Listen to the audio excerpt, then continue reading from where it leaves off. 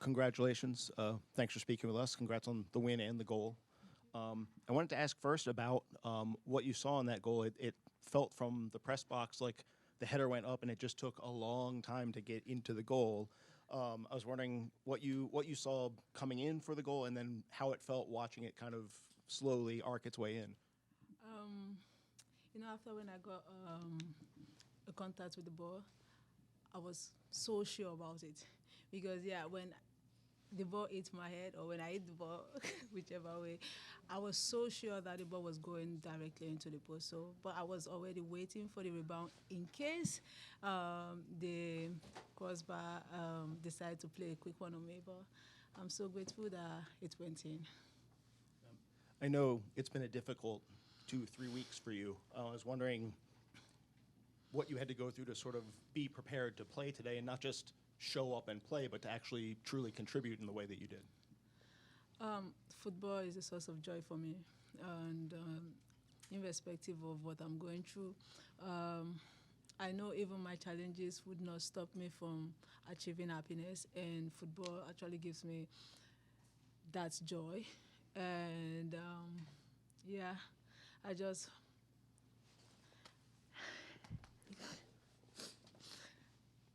just have to keep going. We have to keep living. So, yeah. Colin.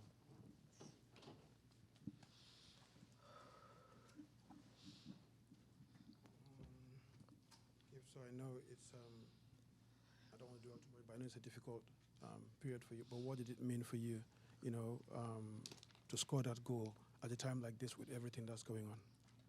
So like I said earlier on, it's for that goal I dedicated to all of the Spirit fans and also to my dad, because he is my first coach. He made me who I am today.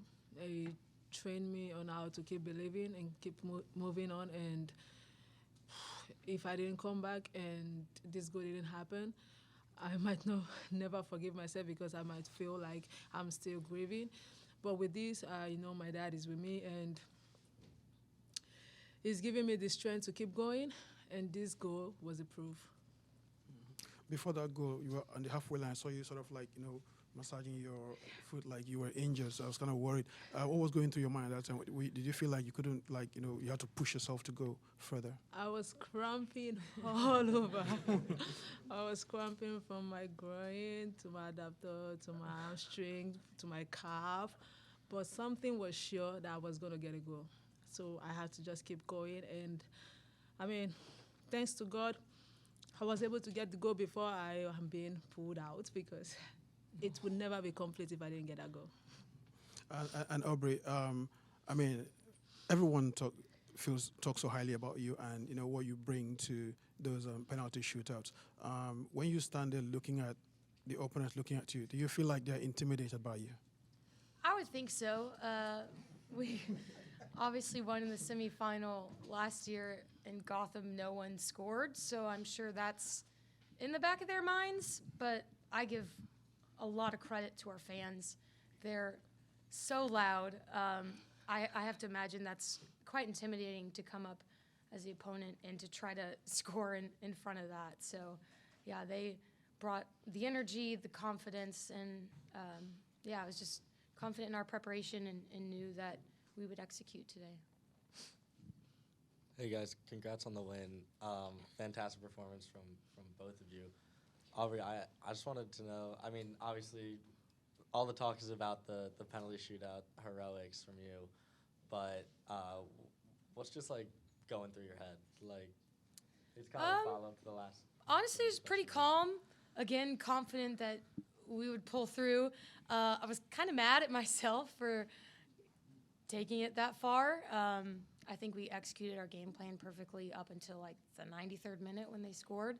And just, the adversity we faced, to have Tara come off at the end and to see how much pain she's in. I was just wishing that I could have helped keep the shutout and we could have wrapped it up a little, prettier earlier on.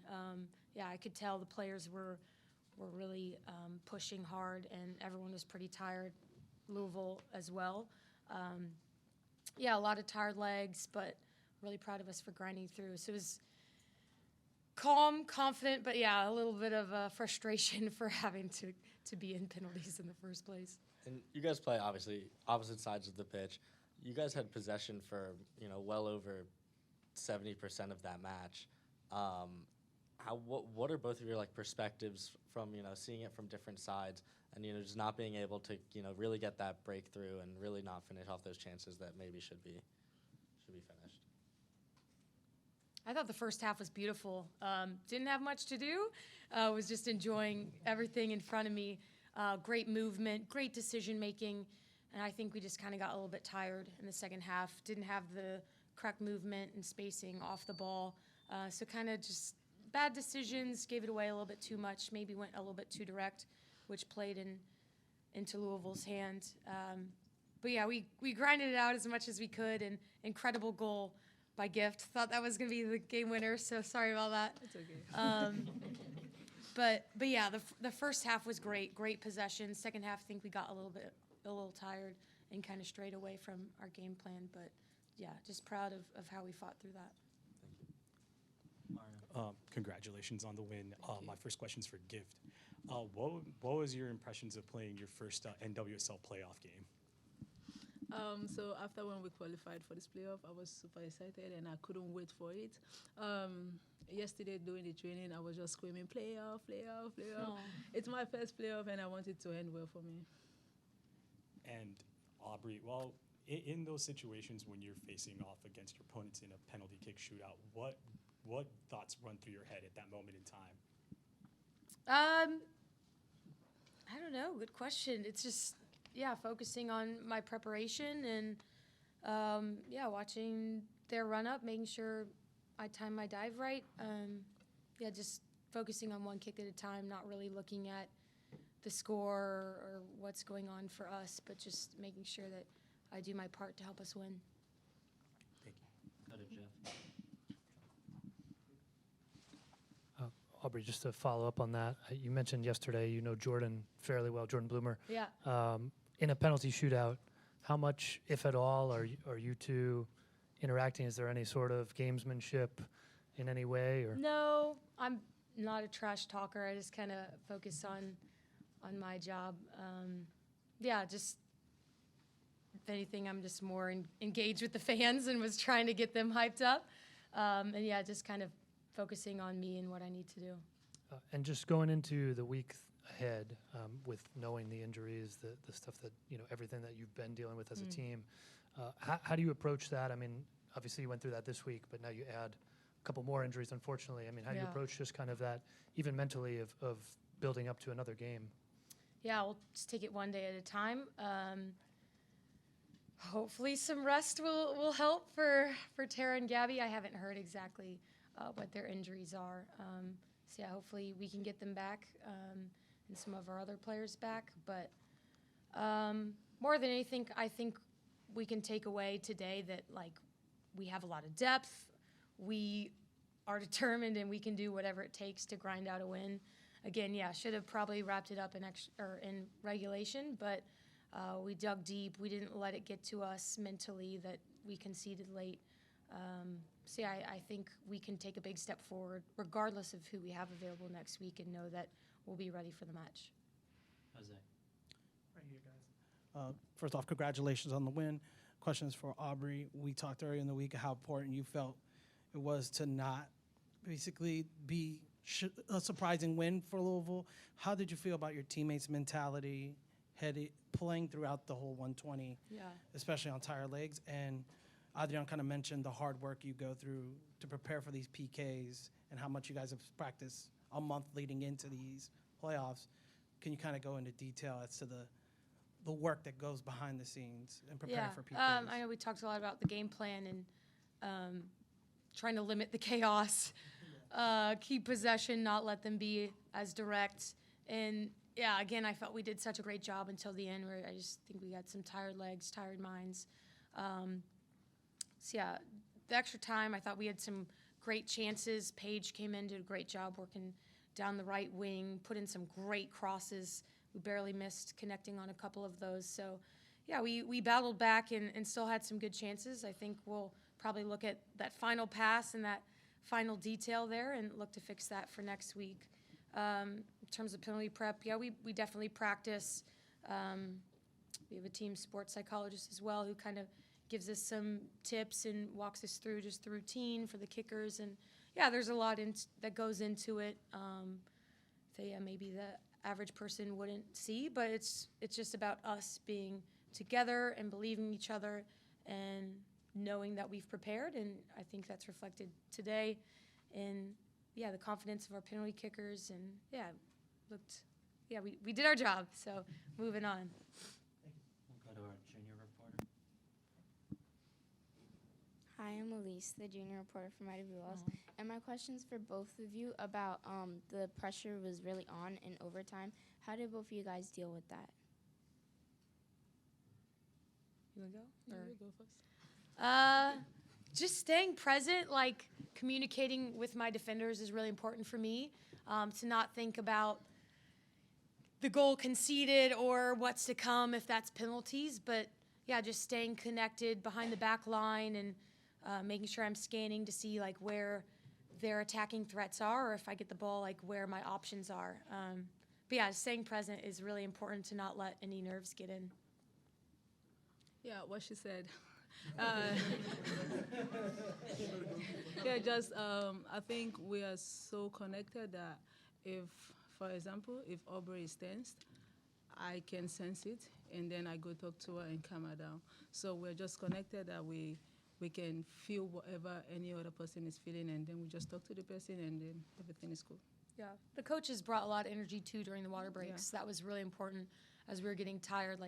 And there were, a lot of injuries. A lot of times we'd go back to the bench and all come together, and it was just making eye contact and saying, "We got this." Keep pushing, keep going. Jake. Aubrey, congrats on the win. You've been a part of this team, obviously, when they've been at their highs and been at their lows. Second straight year of you guys making it to the semifinals. Just kind of talk about, since you've been in the positions of winning and losing games like this, especially in the playoffs, the importance of winning that first playoff game as you guys try to look to obviously not just make the championship, but win it this time. Spirit loved to keep things interesting, especially in the playoffs. I think Sam was giving me a stat. We've almost gone to extra time every home playoff? Yeah. Oh, gosh. 5 for 5. I know. I feel bad, especially because I'm a goalkeeper and don't have to run, so it's not as hard. But, yeah, I guess always entertaining for the fans. Would love, my heart rate would love for it to be done, wrapped up in a bow in 90 minutes. But, again, I think it's credit to my teammates, this organization, the staff, everyone. We're very resilient. We can dig down deep and know that we have whatever it takes to get the job done.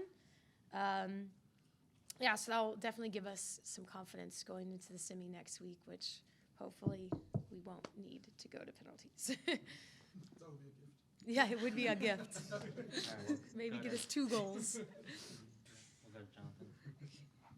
Hi, Aubrey. Jonathan Tannenwald Yeah. of the Philadelphia Inquirer. A few of your teammates, before we came in here, we've asked them about how much confidence your presence gives them. And they all said, yes, quite a bit. And I wonder, for you to know that what you're doing out there in a shootout then helps them further, what does that mean to you? Great. Yeah, it's mutual. I have confidence in our kickers to make it, and they have confidence in me to save it. So I think it feeds into each other.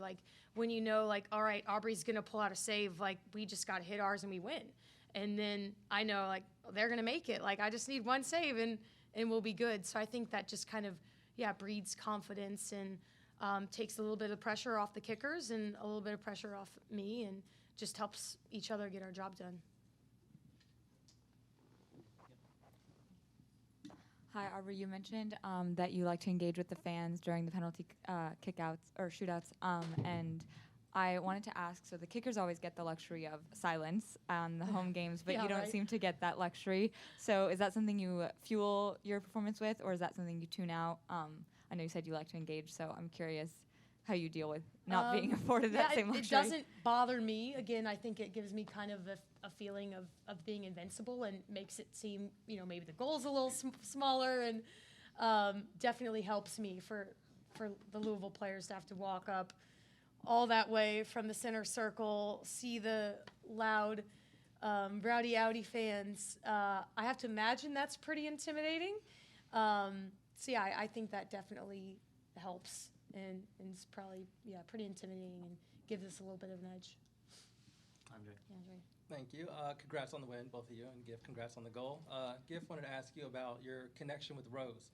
She was incredible today, got behind, created a lot of danger, and was able to assist you as well. So what was the relationship like, and how is it developing? I think that relationship is important in this team. And it keeps developing. Every day we have to train, and I am so grateful for being in this team with Rose, with every other players. This is just the beginning. That's all I can say. I'd love to hear that. Aubrey, wanted to ask you about your process. You know, you're very intentional in just about everything you do. Everything you do out there to kind of prepare for a penalty kick seems very intentional, and it's been that way for a long time. Obviously, not to give away your process, but like, what kind of went into putting this together? And obviously, you see the success from it. So, what went into making this your process?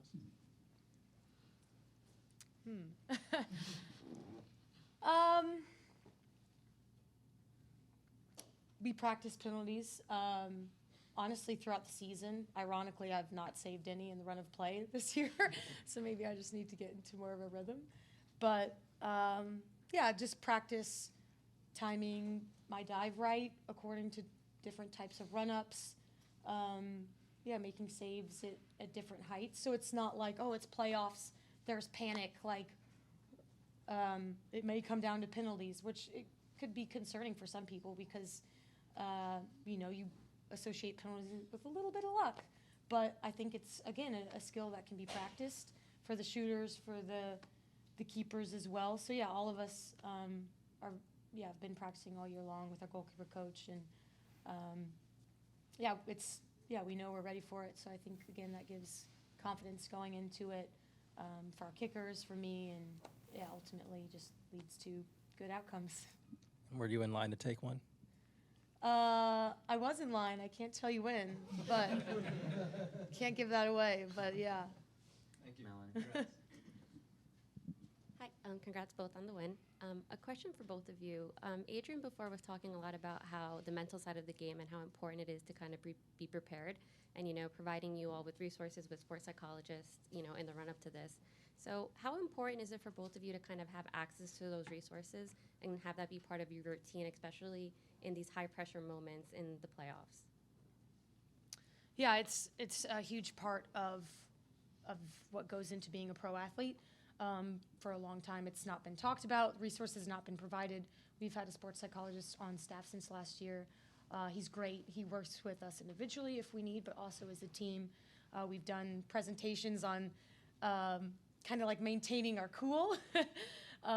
We talk about what to do if calls aren't going our way, things aren't going our way, and we kind of learn about how we each respond and what we need to like feel connected and feel motivated. So, for example, I know Esme is a more passionate player, and when she gets a little bit fiery, like that's kind of a good thing. Like I'm not like, guys, calm down, but like that's how she brings her personality. So we kind of lean into like what each person brings, and do they play a little more elevated and excited, or are they a little more chill? Like I'm definitely more calm, and you don't have to think like, oh, Aubrey's, not excited, but, like that's just me, like level-headed and calm. So another, great resource to have, and it's sparked some great conversations and understanding each other and understanding how then we can help each other in the game. Honestly, Aubrey said everything. Sorry, I'm long-winded. I'll leave some for you. Luis. Hi, Ari. I got a different question for you. Mm-hmm. Do you have any goalkeeper who is inspiring you now or inspiring you in the past? Oh, yeah. Growing up, soccer wasn't on TV much, especially not women's soccer. So I would watch the U.S. women's national team when I could, and was a fan of Bryce Gurry, which is really cool. She's now an investor with the team, and I've gotten to meet her and gotten to know her. She was also a previous assistant coach. So, yeah, it was cool to see her. She really paved the way. And then Hope Solo as well. was one of the first like modern day goalkeepers where you got to see a great athlete, someone who's great with their feet. So I would say those two just really paved the way for the sport and the position. Thank you. Yeah, thanks. Chase. Aubrey, I wanted to ask a little before and during the shootout. It seemed like the referee was bringing you and Jordan Bloomer together to talk about something, and then there'd be one kick, and then it would be like another chat, and then one kick. What was going on? It was very confusing to see it play out. So at the beginning, he's just giving us the speech, stay on the line, don't do any like Emilio Martinez antics, I'll have to warn you. And it's like, no worries. And sometimes as a keeper, you can hand the ball to your teammates, but he was explaining he'll give the ball to the kickers. So just kind of the formalities. Then we got underway, and it was maybe slow intentionally. But that was it, just kind of your formalities. And then during the post-game celebration, it looked like at least Esme, maybe a couple other players ended up in the stands. I don't know if you were. You didn't say. Okay. I had to go with broadcast. I missed out on all the fun. Well, then you probably wouldn't know. That's hilarious. But in general, you've mentioned having the crowd at your back in that moment and how much it adds for you. It adds your confidence. It adds maybe some intimidation on the other side. I'm kind of curious. Is there a process in terms of like making sure you don't get like too excited by it, the fact that it's such a wall of noise where it's like it could become like you're jumping early, your timing could be off, things like that? Yeah, good point. I was before every kick, trying to get them louder and louder. Just really grateful for the fans. They were awesome. Just trying to thank them afterwards, and we need them next week, so hopefully everyone comes back. I wouldn't ever say that I've thought that they're too loud. Nope, they can turn it up even more if they want. It's just more just kind of focusing in on the kicker and making sure I do my thing and I kind of block out the noise. Yeah. All right. Thank you both. Thank you, everyone. Thank you, guys. Thank See you you. next week.